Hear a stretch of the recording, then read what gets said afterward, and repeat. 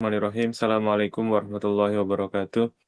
Waalaikumsalam warahmatullahi wabarakatuh. Alhamdulillah rabbil alamin wa bihi nasta'in wa ala umuri dunya waddin wassalatu wassalamu ala asyrafil anbiya'i wal mursalin sayyidina wa nabiyyina Muhammadin wa ala alihi wa ashabi ajmain wa alaina ma'hum wa fihim birahmatika ya arhamar rahimin rabbi shrah li sadri wa yassir li amri wa hlul 'uqdatam min lisani yafqahu qawli Allahumma alimna ma yanfa'una wanfa'na bima 'allamtana wa tawaffana muslimin wa alhiqna bis sholihin amma ba'd. Baik. Terima kasih buat yang sudah hadir dari Bapak dan Ibu, rekan-rekan Nabitu, termasuk juga dari kalangan manajemennya. Sebagaimana biasanya, pada pagi hari ini kita lanjutkan kembali kajian ringkasan Riyadhus Shalihin, yang mana pada pagi hari ini kita masih melanjutkan chapter sebelumnya, yaitu Babun fil amri bil muhafadhah ala sunnah wa adabiha. Bab tentang perintah untuk memelihara sunnah dan juga adab-adabnya. Dan kita tentunya memohon kepada Allah Ta'ala, semoga Allah Ta'ala menjadikan apa yang kita lakukan pada hari ini sebagai tambahan kebaikan buat kita dan juga mendekatkan langkah kita semua menuju surganya. Baik, kita sebagaimana biasanya, saya akan share screen dan kita bacakan hadisnya terlebih dahulu.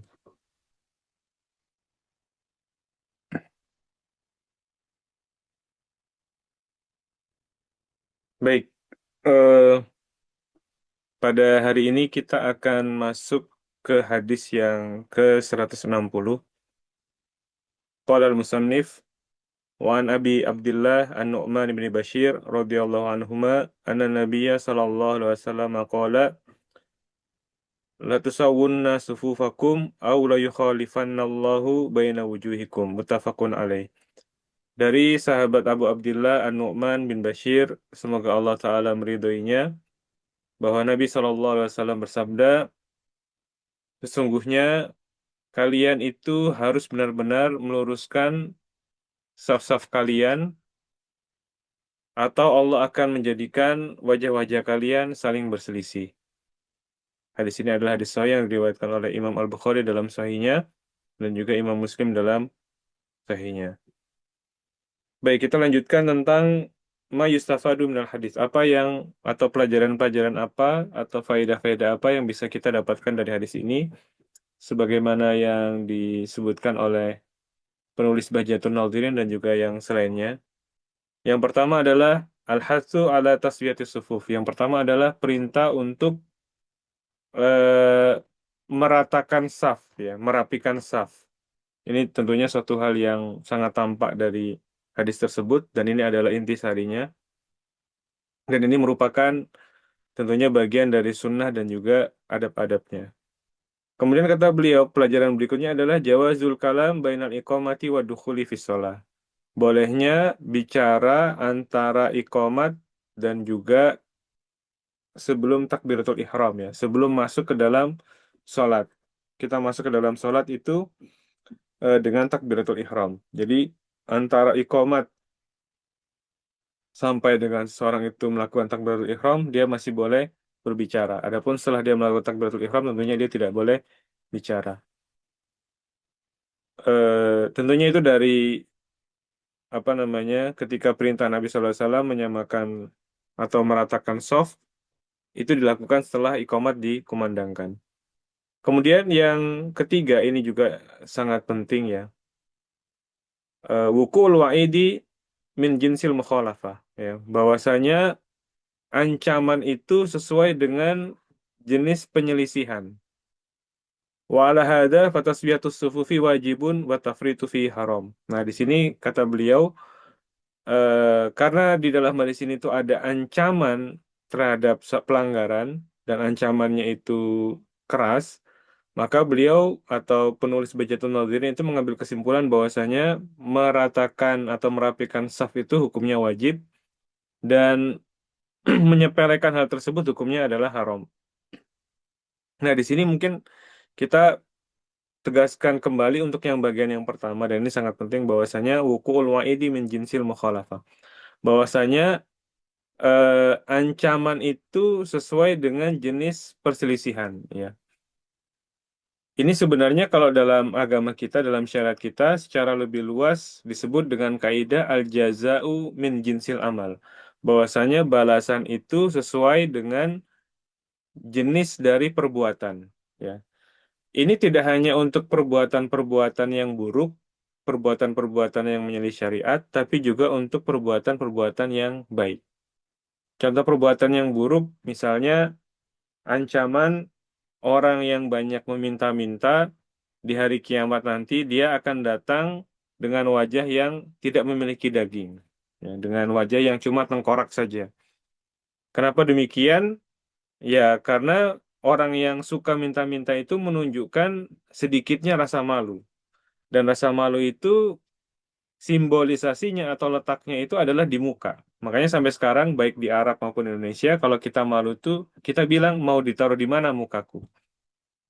Nah, karena dia sedikitnya rasa malu itu karena banyak minta-minta itu menandakan sedikitnya rasa malu dan rasa malu itu adanya di wajah, maka di hari kiamat nanti dia datang dengan wajah tanpa tengkorak, ya, tanpa tanpa daging ya, sebagai hukumannya.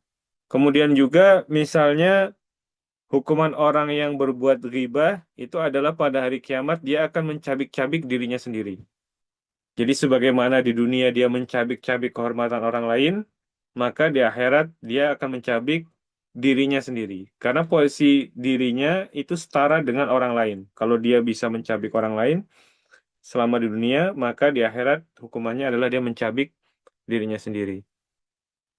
Begitu pula misalnya yang kaitannya dengan ekonomi, balasan buat orang yang memakan riba itu adalah dia di akhirat nanti dibangkitkan, sebagaimana disebutkan dalam ayat Al-Quran, dibangkitkan dalam kondisi seperti orang kemasukan setan. Artinya berdirinya itu tidak stabil, goncang gitu ya, seperti orang kemasukan kemasukan setan. Kenapa demikian?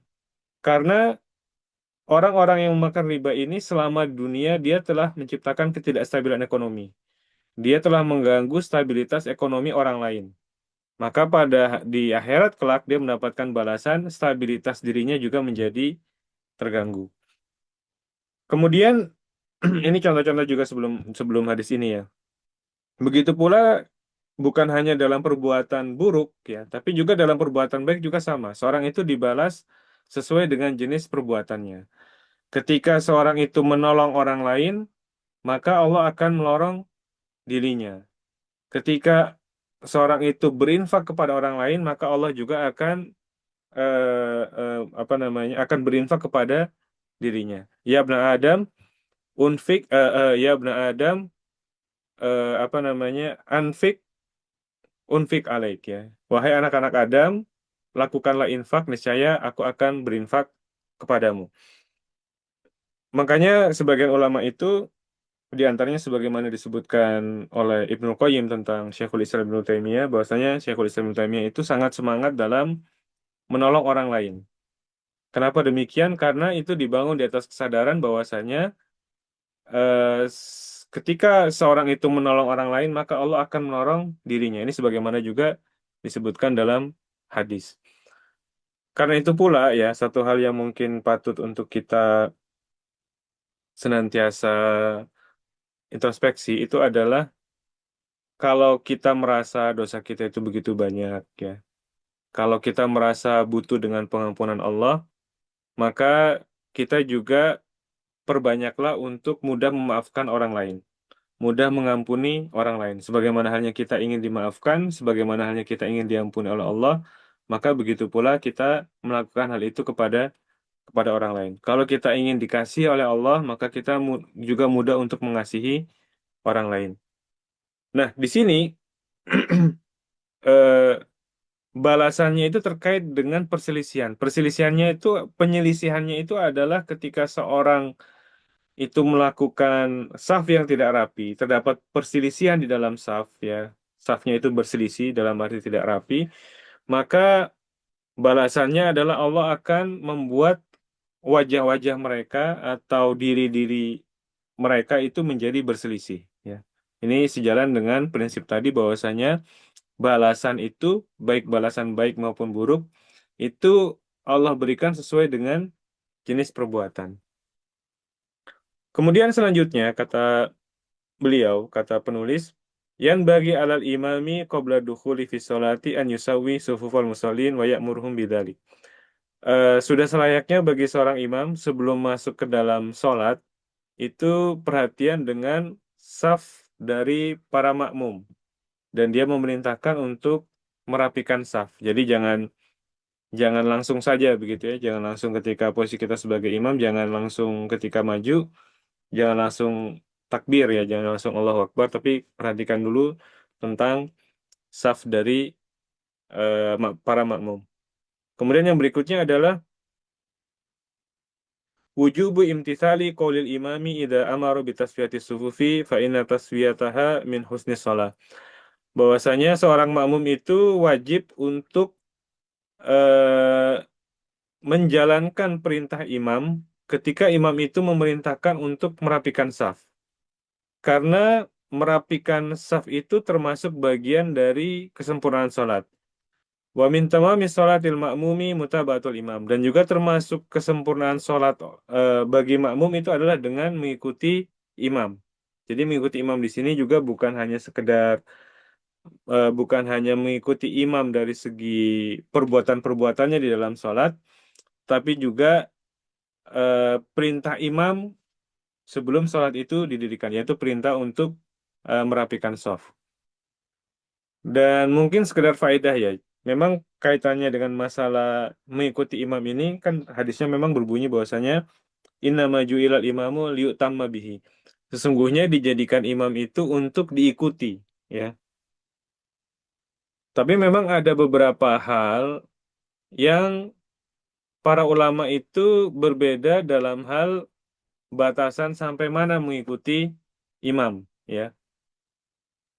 Secara konsep umumnya sepakat ya, tetapi secara partikularnya, secara perincian masalahnya itu ada sedikit perbedaan. Contohnya misalnya apa? Contohnya misalnya masalah kunut ya, masalah kunut subuh. Masalah kunut subuh ini memang suatu masalah, sebenarnya masalah fikih ya, biasa saja gitu, yang diprinsipkan oleh para ulama. Eh, apa namanya? Dalam mazhab Syafi'i apa namanya itu dianggap sebagai bagian dari sunnah ketika melaksanakan sholat subuh, sedangkan dalam madhab yang lain itu tidak demikian. Ya. Cuma menariknya adalah bagi madhab yang tidak menganggap kunut subuh setelah i'tidal itu adalah sunnah, seperti madhab Imam Ahmad dan juga madhab Hanafi kalau saya tidak salah ingat, ini mereka beda penyikapannya. Kalau dalam madhab Hanafi, ketika seorang itu bermakmum dengan imam yang dia mengikuti mazhabnya Imam Syafi'i, artinya dia melakukan kunut subuh. Dalam mazhab Hanafi, makmum tidak perlu ikut kunut, ya, karena dia berkeyakinan kunut itu bukan sunnah, ya, bukan suatu hal yang dianjurkan, bukan suatu hal yang diperintahkan. Maka dia tidak ikut kunut. Ini seingat saya dalam mazhab Hanafi disebutkan demikian. Nah, menariknya dalam mazhab Imam Ahmad, dan juga ini juga yang dikuatkan oleh Syekhul Islam Ibnu Taimiyah adalah meskipun kita tidak meyakini kunut subuh itu sebagai satu sunnah, ya, tapi ketika kita bermakmum dengan imam yang kunut subuh, maka dianjurkan untuk berkunut dengan kunutnya imam. Ini adalah pendapatnya Imam Ahmad dan juga pendapat yang dipilih oleh diantaranya oleh Syekhul Islam Ibnu Taimiyah, dan juga setahu saya ulama-ulama Saudi juga demikian. Jadi kalau teman-teman lihat di apa sebagian pengajian misalnya gitu ya, ada sebagian ustadz yang mengatakan udah nggak usah ikut kunut. Nah itu mereka ada acuan pendapatnya. Tapi kalau ada yang bilang nggak apa-apa kita ikut kunut juga, nah itu juga ada acuan mazhabnya juga. Nah kalau yang kunut itu jelas ya, berarti mereka mengikuti pendapatnya Imam Syafi'i. Ini kalau kita bicara diskursus hadisnya ini memang juga panjang. Jadi para ulama juga berselisih tentang validitas hadisnya ya, atau asar yang berkaitan dengan ini.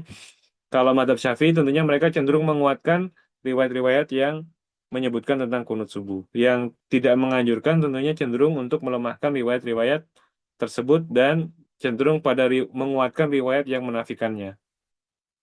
Seperti riwayat sebagian sahabat yang mengatakan bahwasanya kunut subuh itu muhdats, sesuatu yang tidak ada di zaman Nabi SAW. Ini tentu menjadi satu diskursus tersendiri ya. Kalau teman-teman baca, ya sebenarnya menarik ya. Jadi kalau kita baca, di antaranya ada satu risalah, kalau tidak salah, dari Syekh Mustafa Al-Adawi.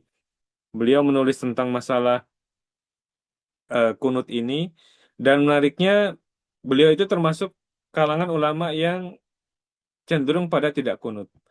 Tapi beliau mencoba untuk menguraikan secara insaf ya, secara proporsional, secara adil, sehingga dari situ tampak bahwasanya ini memang suatu perselisihan yang memang bukan perselisihan yang remeh gitu, tapi memang perselisihan pendapat yang memang kuat. Jadi masing-masing itu punya argumentasi yang dapat dipertanggungjawabkan. Ringkasnya mungkin demikian ya. Baik, kemudian kita lanjutkan. Poin selanjutnya adalah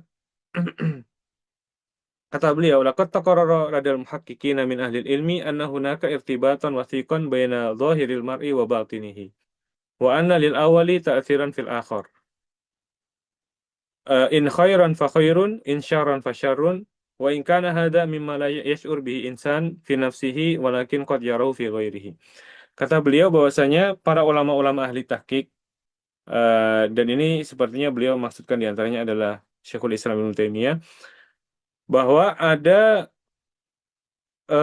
apa namanya, hubungan atau korelasi yang sangat kuat antara zahir seseorang dan batin seseorang. Jadi kondisi zahir dan batin itu saling berpengaruh antara satu sama lain. Kalau zahirnya baik, itu akan mempengaruhi batin yang baik. Kalau zahirnya buruk, itu juga akan mempengaruhi batin yang buruk. Dan hal semacam ini bisa jadi tidak disadari oleh seseorang, tapi bisa dilihat oleh orang lain. Ya, apa namanya? Jadi ini diambil faedah juga dari hadis tadi ketika Nabi SAW itu memerintahkan untuk merapikan saf, ya, tidak berselisih dalam saf supaya hati-hati kita juga tidak berselisih. Nah, ini ada korelasinya ke sana. eh ini memang bisa kita lihat juga dalam kehidupan sehari-hari, dan di antara buku yang sangat luas menjelaskan hal ini adalah bukunya Ibnu Taimiyah yang berjudul Iqtidha As-Sirat Al-Mustaqim ya.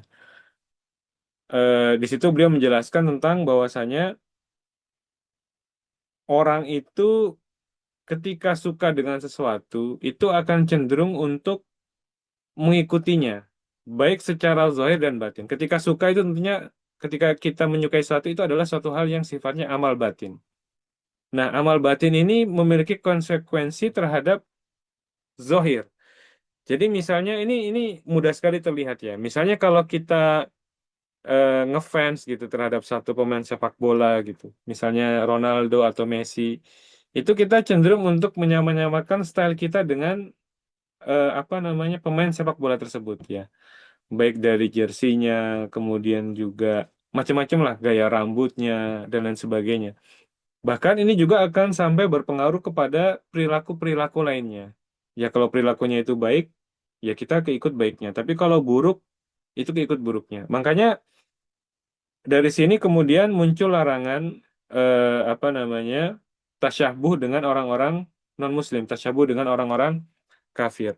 Dan para ulama juga menjelaskan bahwasanya larangan tasyahbuh atau menyerupai orang-orang non-Muslim atau orang kafir itu juga berlaku untuk tasyahbuh dengan fusak. Ya, larangan kita menyerupai orang-orang yang memang mereka ini menyelisih syariat. Maksudnya mereka senang menyelisih syariat ya. Jadi kayak misalnya potongan orang-orang yang senang mabuk-mabukan gitu ya, yang senang misalnya anak-anak, apa istilahnya itu ya, anak-anak yang potongannya itu metal gitu ya, yang apa, pakai tatoan, pakai anting, pakai macam-macam gitu ya. Di samping penampilannya itu sendiri sudah menjadi syariat, ketika seorang menyamakan kondisi zahirnya dengan mereka, maka perilakunya juga akan ke arah sana ya. Mereka apa namanya, orang-orang itu misalnya senang dengan minum khamar, juga jadi akan terbawa minum khamar, kemudian juga bahkan ke narkoba dan lain sebagainya. Intinya adalah hal yang zahir dan batin itu saling mempengaruhi satu sama lain. Dan ini memang bisa kita lihat juga dalam kehidupan sehari-hari. Makanya beliau melanjutkan dalam poin selanjutnya, wa yaqidu hadza al-irtibat riwayat Abi Daud wujuhakum wa qulubakum, ya. Bahwasanya kalian merapikan saf atau kalian akan berselisih wajah-wajah kalian maupun hati-hati kalian, ya. Fa asyara as-sadiqul masduq anna ikhtilafal zahiri yusilu ila ikhtilafil qulubi iyadan billah. Ini ada typo, ya. Maka Nabi SAW itu mengisyaratkan bahwasanya perselisihan secara zahir, perbedaan secara zahir, perselisihan secara zahir itu akan menyebabkan perselisihan terhadap di antara hati-hati kaum mukminin. Ya, semoga Allah Ta'ala melindungi kita semua dari hal tersebut.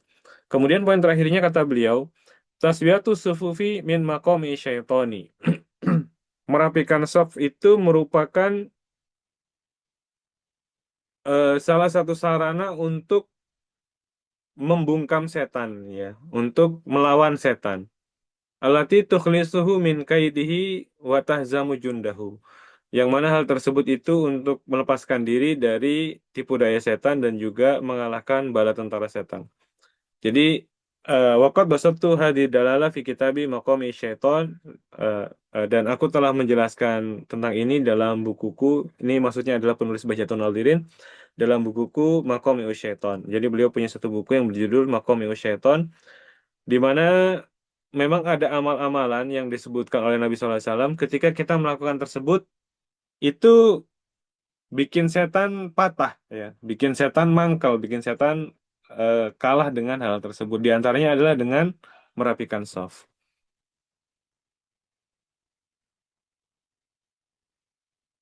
Taib. Kita lanjutkan. Kata beliau, tasfiyatus sufufi laha atharun fi bina'il ummah wa idadiha lil jihadi fisabilillah. Bahwasanya merapikan shaf ini memiliki dampak dalam membangun masyarakat, ya, dan juga mempersiapkan mereka untuk jihad fisabilillah. Fa innal ladzi yastawi fi shafi yashalu alaihi tarasu fi sufil qital. Orang yang mudah untuk meluruskan shaf dalam salat, maka dia akan juga merasa mudah untuk untuk bersikap lurus dalam saf-saf perlawanan, ya, saf-saf jihad fisabilillah. Yang mana bersikap lurus, rapi dalam saf jihad itu merupakan amalan yang dicintai Allah. Sebagaimana firman Allah Ta'ala dalam surat As-Saff, Allah yuhibbul ladzina yuqatiluna fi sabilihi saffan ka'annahum bunyanun marsus. Bahwasanya Allah itu cinta kepada mereka yang berperang di jalannya dengan dengan baris berbaris, ya, seperti halnya bangunan yang tersusun rapi. Kemudian kata beliau, Ba'dul ahkam asyariyah allati yarahan nadhiru daqiqatan yubna alaiha umurun azimah wa masailu wa masailu jasimah wa fiha dalalatun ala butlani bid'ati taqsimid dim ila koshrin walubab. Eh Sebagian hukum syariat bisa jadi sebagian orang itu menganggapnya kecil, ya, menganggapnya remeh. Padahal implikasinya itu besar. Padahal implikasinya itu besar. Di antaranya adalah masalah merapikan soft ini.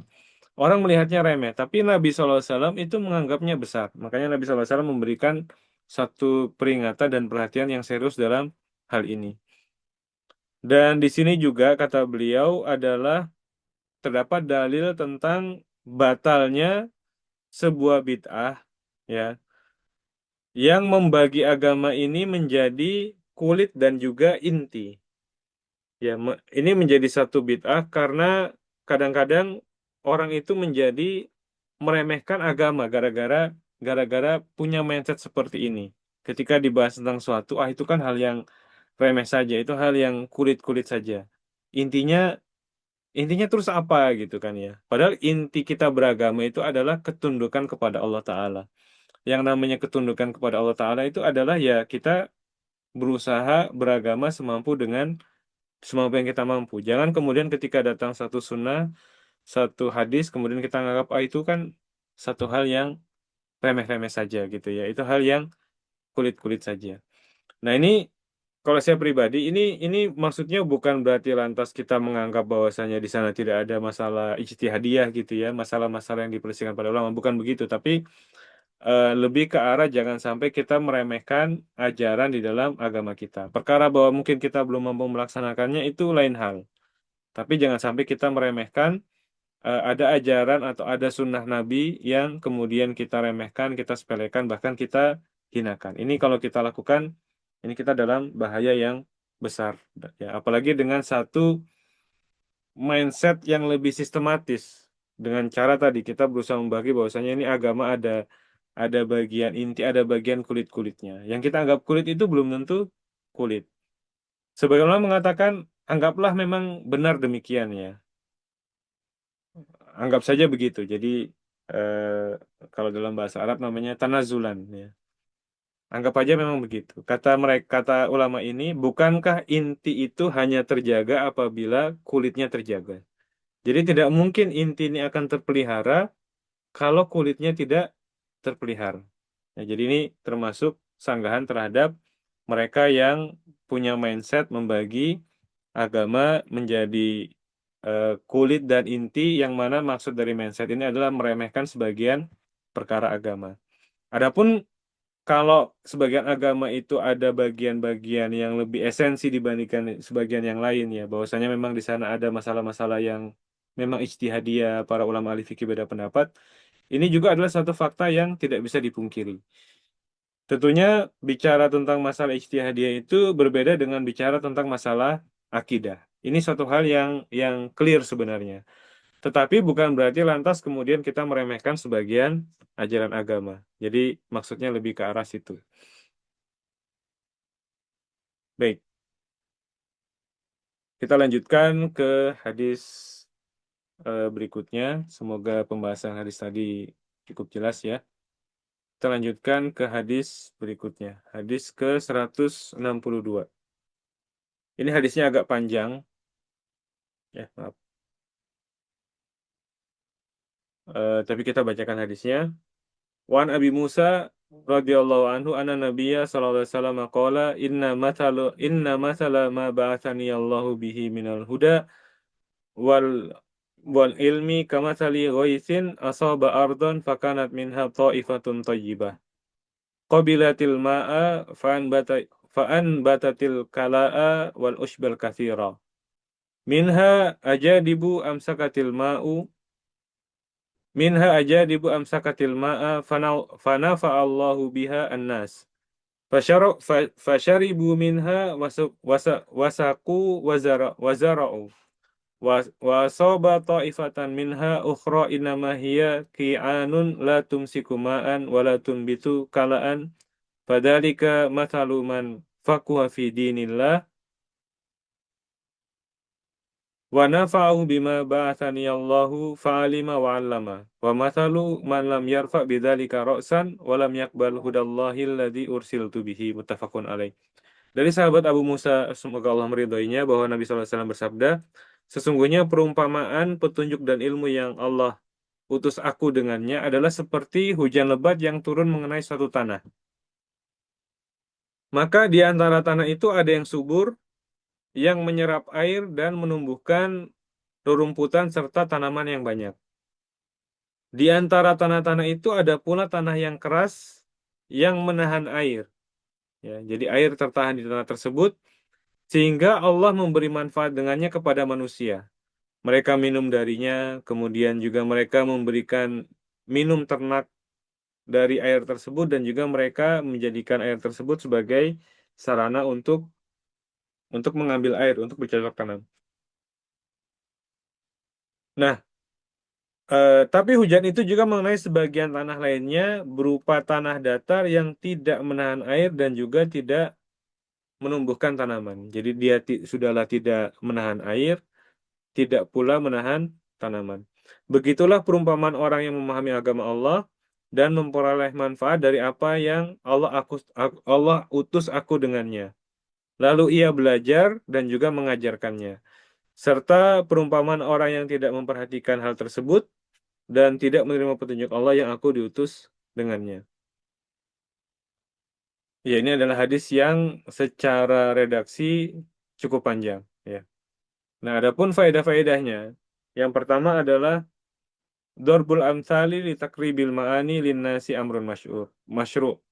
Jadi membuat satu perumpamaan dalam rangka untuk membuat manusia lebih paham itu satu hal yang diperintahkan. Dan Nabi SAW itu seringkali membuat perumpamaan-perumpamaan. Di antaranya adalah Nabi dalam satu perumpamaan yang populer, Nabi SAW itu membuat perumpamaan seorang mukmin itu seperti halnya pohon kurma. Pohon kurma itu akarnya bermanfaat, ya, batangnya juga bermanfaat, akarnya kokoh gitu ya, melambangkan akidah yang kokoh. Kemudian batangnya itu juga kokoh memberikan manfaat, bahkan buahnya juga memberikan manfaat. Jadi semua dari pohon kurma itu semuanya manfaat, ya. Batang pohon kurma itu bisa dijadikan tiang, ya. Kemudian daun-daun kurma itu juga bisa dijadikan sebagai atap kalau rumah-rumah zaman dulu. Jadi intinya dan buahnya bisa dimakan. Semuanya itu bermanfaat. Ini adalah contoh sebuah perumpamaan. Begitu pula Nabi SAW misalnya dalam perumpamaan yang lain itu memberikan perumpamaan amar ma'ruf nahi mungkar itu seperti orang yang naik perahu. Kalau eh, orang bagian bawah itu dalam orang kalau di bagian bawah perahu kan kalau mau ambil air dia harus ke atas dulu, baru dia ngambil air. Nah, kalau orang bagian bawah ini nggak mau repot, ya, daripada kita capek-capek ke atas untuk ambil air, udah kita lubangi aja perahunya. Nah, kalau ini dibiarkan, artinya tidak dilakukan nahi mungkar, maka orang satu kapal itu akan tenggelam. Ini adalah contoh terkait dengan amar ma'ruf nahi mungkar. Nah, di sini Nabi SAW itu memberikan perumpamaan yang hubungannya dengan ilmu, ya. Yang Nabi SAW itu diutus eh, untuk tentu saja menyampaikan ilmu-ilmu agama, ya. Di sini ada 3 golongan manusia yang nanti akan dijelaskan. Kita masuk kepada poin selanjutnya dulu. Yang poin yang berikutnya adalah al ilmu yuhyil quluba kama yuhyi al mataru al ardo. Bahwasanya ilmu itu memberikan kehidupan pada hati seperti halnya hujan itu memberikan kehidupan kepada bumi. Ya, dengan hujan yang turun maka tumbuh-tumbuhan, tanaman-tanaman menjadi tumbuh, tanaman-tanaman menjadi hidup begitu ya. Kemudian kata beliau ya, hayatul ummati la takunu illa bil ilmi syar'i. Bahwasanya eh, kehidupan atau keberlangsungan umat ini ditentukan oleh ilmu syar'i. Fa ayu ummatin hurrimat minhu fahiya mayitah ya. Eh, maka umat mana saja atau kalangan mana saja yang diharamkan atau dia terhalang dari ilmu syar'i, maka dia tidak ubahnya seperti halnya bangkai. Jadi, secara umum memang eksistensi umat ini ya tergantung dengan kondisi keilmuan. Dan ini memang cukup ironi kalau buat kaum muslimin ya, karena memang syariat pertama kita, ayat yang pertama kali turun itu adalah perintah untuk membaca. Tapi kalau kita lihat secara eh, reading index kita itu sangat jauh tertinggal, bahkan berada di barisan paling belakang. Padahal Indonesia ini adalah kaum muslimin terbesar di dunia, yang mana kaum muslimin ini syariat pertama kalinya itu adalah membaca. Membaca itu adalah gerbang kepada ilmu pengetahuan.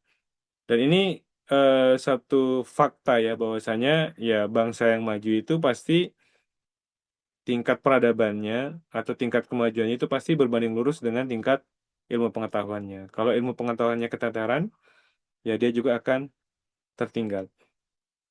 Dan kalau kita lihat sejarah kaum muslimin, itu berbeda dengan sejarah umat-umat lain ya. Umat lain itu kenapa muncul sekularisasi? Karena antara ilmu agama dengan ilmu dunia mereka itu nggak sinkron. Jadi kalau ilmu dunianya maju, ilmu agamanya akan ketinggalan. Karena memang nggak sinkron antara ilmu agama dengan ilmu dunia. Nah, beda dengan kaum muslimin. Kalau kita lihat sejarahnya, pada saat kaum muslimin maju, ilmu agamanya itu berjalan, ilmu dunianya juga berjalan. Karena memang di secara syariat kita itu memang tidak ada apa namanya kontradiksi antara ilmu-ilmu dunia dengan ilmu-ilmu agama, ya. Bahkan ya tadi apa namanya Nabi SAW sendiri mengatakan bahwasanya antum a'lamu bi umri dunyakum. Engkau lebih mengetahui tentang urusan-urusan dunia kalian. Artinya untuk urusan dunia silakan dikembangkan sebebas-bebasnya. Tapi kalau begitu bicara tentang agama, kita kembali kepada sumbernya yaitu kepada Nabi SAW. Dan apa ya? Dan ini sunatullah ya bagi kaum muslimin. Kalau kita lihat ketika ilmu agama mereka itu maju, ilmu dunia juga mengikuti ya. Tapi kalau kalau apa namanya? Kalau satu mundur maka yang lainnya juga mundur.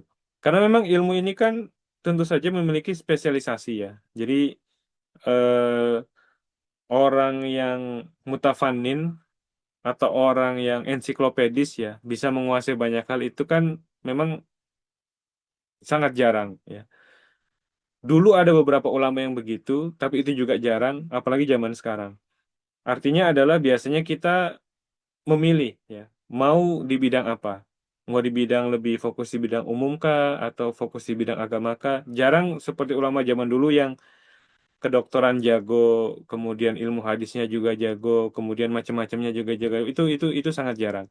Tetapi pada intinya adalah faktanya meskipun masing-masing masyarakat itu menggeluti bidang ilmu yang berbeda-beda, ketika ilmu agama dalam satu masyarakat itu maju, artinya mereka concern kepada ilmu, maka ilmu dunia juga akan maju. Karena tadi mindsetnya adalah perhatian terhadap ilmu. Tapi kalau seorang itu tidak perhatian terhadap ilmu, maka ilmu agamanya juga menurun, ilmu dunianya juga akan menurun. Ya. Dan ini juga sejalan dengan pesannya Imam Syafi'i. Man arada dunia fa'alai bil ilmi, wa man arada akhirata fa'alai bil ilmi, wa man arada kilaihima fa'alai bil ilmi. Siapa yang menginginkan dunia hendaklah dia berilmu, siapa yang ingin akhirat hendaklah dia berilmu, dan siapa yang ingin keduanya, dunia dan akhirat, maka hendaklah juga dia berilmu. Jadi ini yang hilang dari kita sebenarnya ya, dari kaum muslimin. Kemudian ini yang menjadi intinya, an-nasu fi akhdil ilmi an-nasu fil akhdi bil ilmi syar'i salatu maratib. Bahwasanya manusia itu dari segi mengambil ilmu syar'i itu kita bisa klasifikasikan menjadi tiga tingkatan. Ini sebagaimana juga dijelaskan oleh Ibnu Qayyim dan juga yang lainnya. Yang pertama adalah tingkatan pertama adalah ahlul hifdi wal fahmi. Orang-orang yang apa namanya mereka hebat dalam dalam hafalan dan juga pemahaman. Mereka menjaga ilmu tersebut. Ini kaitannya dengan ilmu syar'i. Kalau di kalangan ulama mereka ini termasuk ahli hadis juga dan juga termasuk ahli fikih juga. Contohnya seperti Imam Asy-Syafi'i. Contohnya seperti juga Imam Ahmad dan juga Imam Malik ya. Kalau Imam Abu Hanifah itu dari segi hadis dia tidak tergolong ke dalam kalangan para imam ahli hadis ya. Nah, para imam ahli hadis ini mereka menjaga hadis-hadis Nabi SAW, mereka menjaga riwayat-riwayatnya, tapi juga mereka hebat dari segi diroyahnya. Jadi secara riwayatan dan diroyatan. Secara riwayat artinya secara teks-teks hadis itu mereka tetap jaga, dan secara pemaknaannya, secara analisisnya, secara diroyahnya juga mereka jago. Gitu. Ini tingkatan yang pertama. Kemudian tingkatan yang kedua adalah ahlul hifdi bidunil fahmi. Jadi tingkatan yang pertama ini contohnya adalah sebagaimana yang di dalam hadis tadi disebutkan tanah itu ada yang subur ya. Dia menahan air dan juga karena tanahnya subur kemudian tumbuh rerumputan-rerumputan dan juga tanaman-tanaman. Ini tingkatan yang paling tinggi. Kemudian tingkatan di bawahnya adalah ahlul hifdi bidunil fahmi. Orang-orang yang memiliki tingkat hafalan yang luar biasa tetapi tingkat pemahamannya agak kurang ya. eh, Jago dalam riwayat, tetapi untuk analisisnya itu agak kurang, ya. Hanya sekedar hafal, tapi tidak tidak bisa menganalisis, tidak bisa mengekstrak hukum-hukum dari riwayat tersebut. Dan ini juga sebagaimana hadis Nabi, ya, dalam riwayat yang lain, dalam satu riwayat, ruba ruba hamilin fikhin liman huwa afqahu minhu. wa rubba hamil fiqhin wa laysa bifaqih. Betapa banyak orang itu yang membawa muatan fikih, maksudnya adalah teks-teks syariat yang dia berikan kepada orang yang lebih fakih dari dirinya, ya. Jadi dia tahu riwayatnya, tapi dia tidak bisa beristimbat. Begitu misalnya riwayat tersebut sampai ke semisal Imam Syafi'i, kemudian Imam Syafi'i mengeluarkan, oh dari hadis ini menunjukkan hukumnya begini, begini, begini, dan begini. Ya. Jadi orang yang menyampaikan tadi nggak bisa begitu. Jadi dia membawakan fikih tadi dalam artian riwayat teks hadis, dia berikan kepada orang yang lebih fakih, kepada orang yang lebih paham. Ya.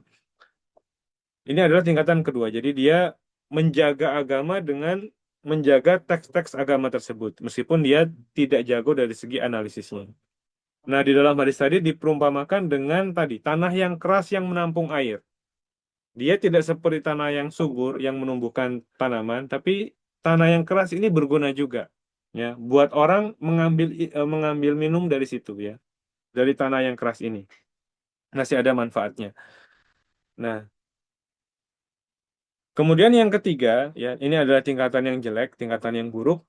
Waladina la nasiba lahum hifdzan wala fahman. Orang-orang yang tidak belajar, tidak punya andil, baik secara penjagaan riwayat maupun secara analisis. Jadi analisis tidak, penjagaan riwayat juga tidak. Ini adalah golongan ketiga yang paling buruk, ya. Jadi dalam hadis tadi disebutkan ada tanah datar yang dia tidak menampung air, ya udah air itu jadi terbuang percuma begitu saja, gitu ya. Tidak ditampung untuk bermanfaat bagi yang lain, tapi juga tidak dia menumbuhkan tanaman. Kemudian, ya, eh, Imam Ibnu Qayyim ketika dia menjelaskan tadi klasifikasi tingkatan manusia tadi, beliau juga menukil ucapan Imam Ahmad, yang mana ini juga dinukil dalam kitab Bajatun Nadhirin. Berkata Imam Ahmad, "An-nasu yahtajuna ilal ilmi aksaru min hajatihim ila ta'ami wasyarab." Bahwasanya manusia itu lebih berhajat kepada ilmu, lebih butuh kepada ilmu, lebih tinggi dibandingkan hajat mereka kepada makanan dan minuman. Jadi manusia itu lebih butuh kepada ilmu dibandingkan kebutuhan mereka terhadap makanan dan minuman. Kenapa bisa begitu? Kata beliau, li'anna ta'ama wasyaraba yuhtaju ilaihi fil yaumi marratan aw marratain. Karena yang namanya makan dan minum itu dalam sehari paling dibutuhkan sekali atau dua kali, ya. Jadi orang, ya, kalau di Indonesia tiga kali lah, ya. Intinya ya dibutuhkan hanya waktu-waktu tersebut saja. Jadi makan itu ya sehari tiga kali udah cukup. Wal ilmu yuhtaju ilaihi biadadil anfas. Adapun ilmu, maka seorang itu butuh kepadanya sepanjang waktu. Setiap waktu seorang itu butuh butuh ilmu, ya, untuk mengatur segala aktivitasnya. Baik, eh udah tinggal 10 menit lagi, ya. Saya kira mungkin sementara demikian, ya, pembahasan kita pada pagi hari ini. Sudah jam 8 lewat 50 menit, sekarang 51.